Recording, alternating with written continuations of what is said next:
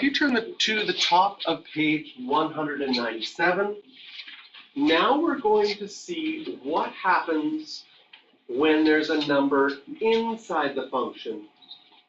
So, for example, if you had y equals 2x cubed. I like this. Such a good question. And they've labeled some points on here. So we're going to talk about the points that are labeled. They labeled the point A. They happen to choose on x cubed the point in red. Wow. Point A is 4, 64. And we're going to look at this equation, y equals 2x cubed. First of all, we see that the 2 is inside. Okay? Our gut feeling would be we should take the x values and multiply them by 2. But what was the problem we learned about the x's? X's are liars. And so where the y values, whatever number you see on the outside, you multiply by it. The x values are lying to, and instead you divide or you multiply by the reciprocal. So here, with this 2, this is telling us that we should multiply x by 1 over 2 and not by 2. And the point that comes up on our graph is 2, 64. And sure enough, if you plug in 2 for x, 2 times 2 is 4, 4 cubed becomes 64. So now this is a horizontal compression. So the green graph is a horizontal compression. And if you did 1/4 inside, that's the blue graph, then on the blue graph, you would have 16, 64.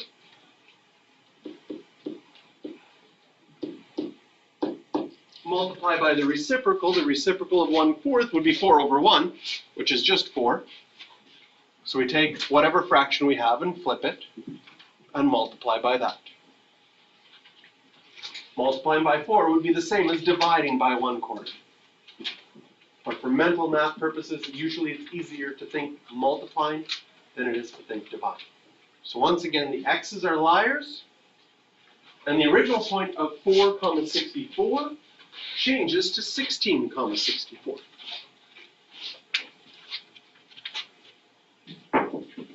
Now, you're perfectly allowed to do all sorts of algebra you want. Can anybody tell me what this is equal to if you simplified it?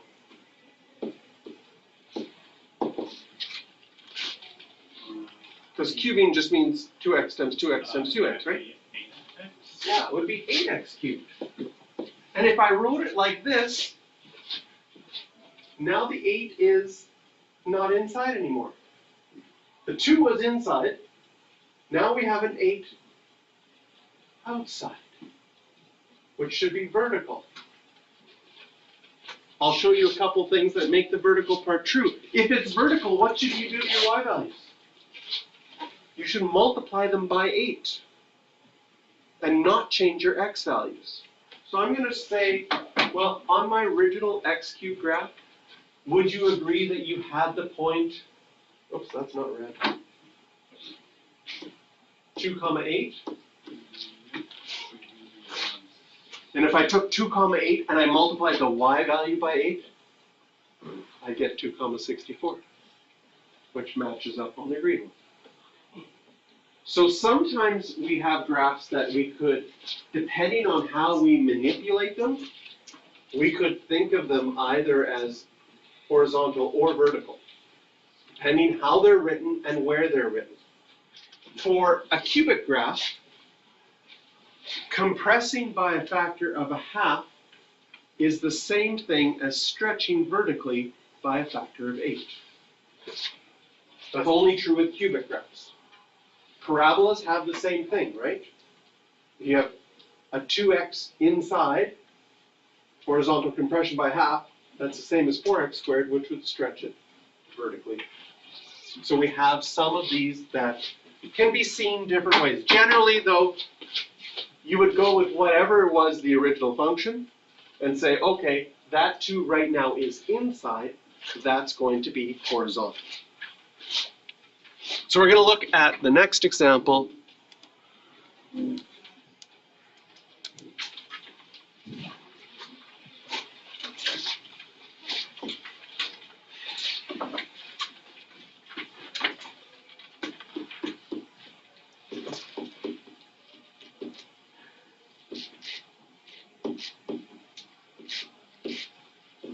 We use the word stretch whenever we multiply by something bigger than 1. We use compression whenever we multiply by a fraction less than 1. So in this case, since we have a 1/2, taking the fraction of 1/2 and flipping it becomes 2 over 1, you will multiply your x value by 2. And you will get a horizontal stretch. So what does that mean for my graph? Well, here my x value is -3, so now it will be at -6. Here it's at -1, it'll be at -2. Here it's at 3, which will make it at 6. Oh, my first 6, I did wrong counting, didn't I? Going by 2s. That would be there, right? And the last one is at 4. Multiplying your x value by 2 would make it at 8. Play a little bit of connecting the dot. And we have stretched our graph. So again, imagine grabbing on either side of the y-axis and pulling it away, with the 1 point right here on the y-axis being glued to the y-axis. That point won't change. It has been stretched horizontally. State the domain and range of each. I'll use the integral notation this time. So my smallest x value was -3. My biggest x value on the red one goes up to 4. My smallest y value is -2. My biggest y value was 5 on the red one. And then on the blue one, now my smallest x value is -6. My biggest x value is +8. My smallest y value is -2. And my biggest y value is 5.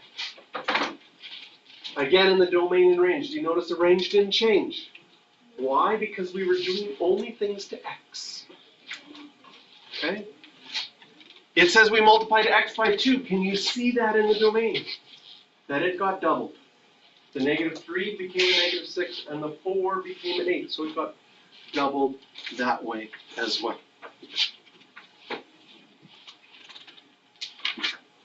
All right, questions for practice? On this one are 4 and 8.